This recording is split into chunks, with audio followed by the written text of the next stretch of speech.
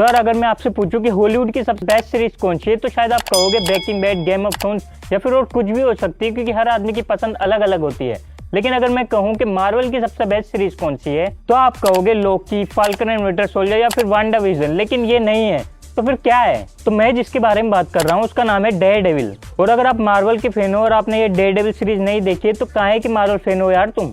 लेकिन आप टेंशन बिल्कुल भी ना लीजिए, क्योंकि मैं आया हूँ तो बता के जरूर जाऊंगा। तो अगर मार्वल के फैन हो और मार्वल की मूवीज देखते हो तो नो वे होम तो देखी होगी, और नो वे होम देखे तो ये तो पता ही होगा कि उसमें स्पाइडी भाई साहब अपने एक वकील को हायर करते जो न्यू करके एक ईंट पकड़ता है ना। हाँ, मैं उसी की बात कर रहा हूँ। और अगर अभी भी नहीं समझ आ रहा है तो ये क्लिप देखो। अभी जनता की कार्रवाई बाकी है।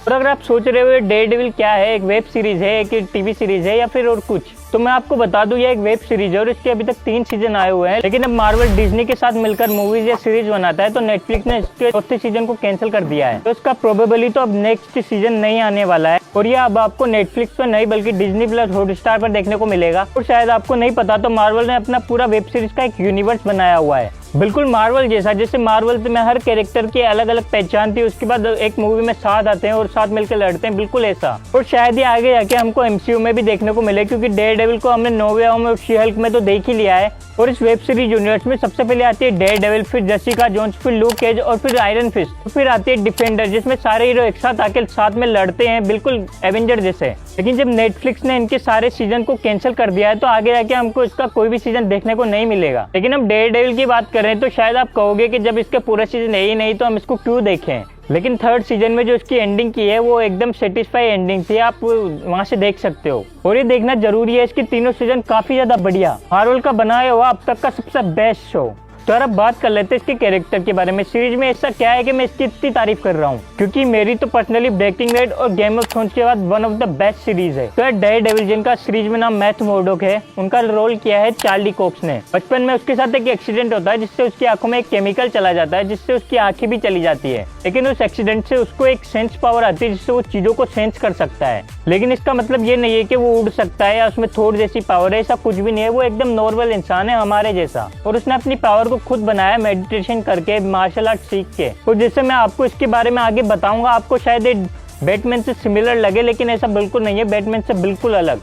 तो वैसे तो पेशे से ये एक वकील है, लेकिन रात में डेयरडेविल बन के गुंडों को मारता है। लेकिन इसका एक रूल है कि ये गुंडों को मारता है लेकिन जान से नहीं मारता। लगता है ना बिल्कुल बैटमैन जैसा, लेकिन उससे बिल्कुल अलग। इसको आप सस्ता बैटमैन कह सकते हो, लेकिन थोड़ा सा। बैटमैन के पास एक पावर होती है, उसका अंधा पैसा।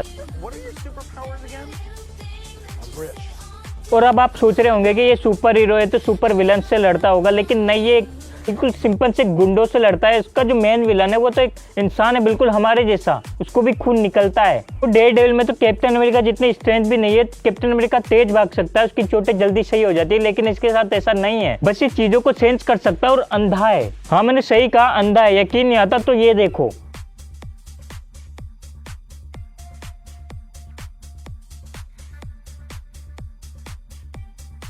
और इतना ही नहीं, बल्कि सीरीज में जितनी भी बार फाइट हुई है 15 से 20 बार, हर बार ये मरते मरते वहां से बचा है। और इसका जो विलन है किंग पिन या विल्सन फिस्क बोल लो, उसको तो आपने होकाई सीरीज में भी देखा होगा। तो बिल्कुल इंसान है, बिल्कुल हमारे जैसा। और जो हमारा विलन है उसकी पावर है उसका अंधा पैसा और उसके अंडरवर्ल्ड से जान पहचान। उसमें विल्सन फिस्क की एक गर्लफ्रेंड है जिसके लिए कुछ भी कर सकता है, मतलब उससे बहुत प्यार करता है एकदम दिल से।